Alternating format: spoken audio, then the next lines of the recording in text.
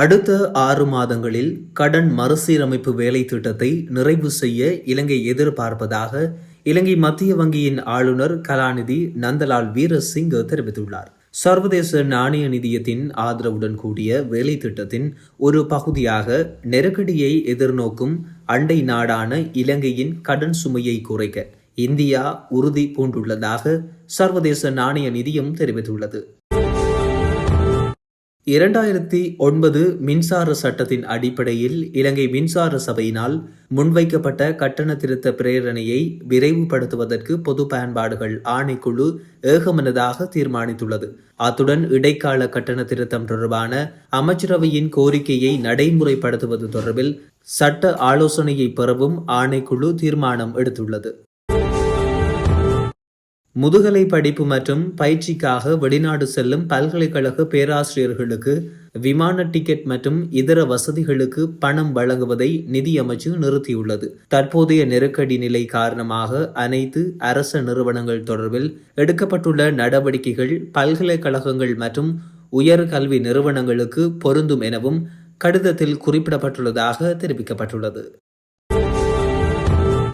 கனடாவின் டொரண்டோ மற்றும் தென் ஒன்டாரியோ பகுதிகளில் குறிப்பிடத்தக்க அளவு பனி புயல் தாக்கம் ஏற்படும் என கனேடிய சுற்றுலா திணைக்களம் எச்சரிக்கை விடுத்துள்ளது.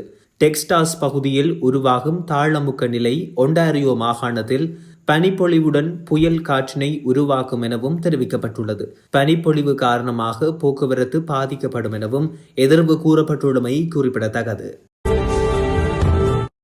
இலங்கையில் நாளாந்தம் வேலையற்றோரின் எண்ணிக்கை உயர்ந்துள்ளதாக மனிதவளம் மற்றும் வேலைவாய்ப்பு திணைக்களத்தின் பணியாளர் சிசிர குமார தெரிவித்துள்ளார்.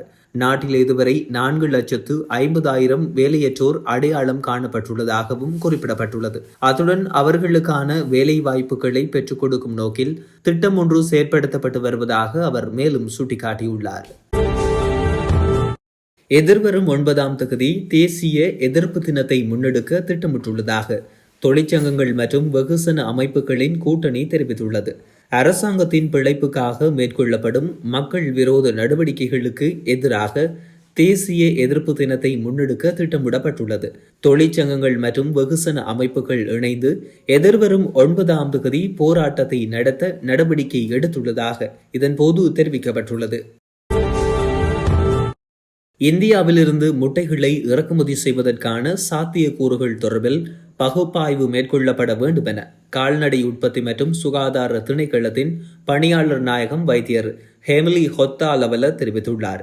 கடந்த 6 மாதங்களில் பறவை காய்ச்சலால் பாதிக்கப்பட்டுள்ள நிலையில் இந்தியாவிலிருந்து முட்டைகளை இறக்குமதி செய்வதன் மூலம் நாட்டிற்குள்ளும் புதிய வகையான நோய்கள் பரவக்கூடிய அபாயம் மிக மிக அதிகமாக இருப்பதாகவும் சுட்டிக்காட்டப்பட்டுள்ளது. இந்த நாட்டிலிருந்து முட்டைகளை இறக்குமதி செய்ய அனுமதி வழங்கினாலும் இவ்வாறான நோய் தாக்கங்கள் மக்களை அணுகுவதற்கான வாய்ப்புகள் உள்ளதாக அவர்கள் எச்சரிக்கை விடுத்துள்ளார்கள்.